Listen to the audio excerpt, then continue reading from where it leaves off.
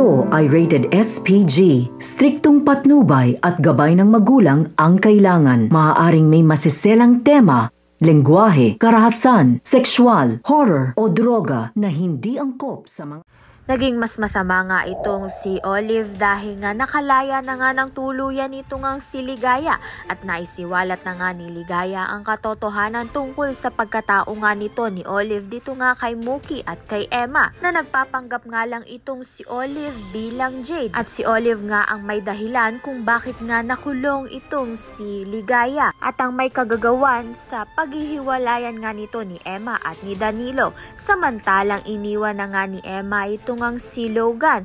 Hinabol naman nga ni Logan ito ngang si Emma at makikita nga niyang nag-aaway nga itong si Olive at si Emma. Gusto niya ngang awatin ito ngunit siya nga ang mapapahamak dahil siya nga ang mababaril nito ni Olive at mapapahamak nga rin itong si Mookie at si Emma. Mabuti na nga lang ito the rescue nga itong si Danilo upang isalba ang kanyang mag-ina dahil nga bistado na itong si Olive ay hindi niya na nga kinaya at tumalon na nga siya at magiging critical nga ang kanyang lagay sa ospital at ito na nga ang karma niya.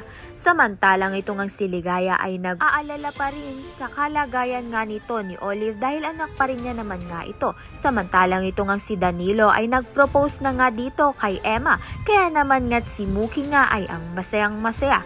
Kaya naman nga't yan at iba pa ang dapat natin pakaabangan. Maraming salamat sa iyong panonood.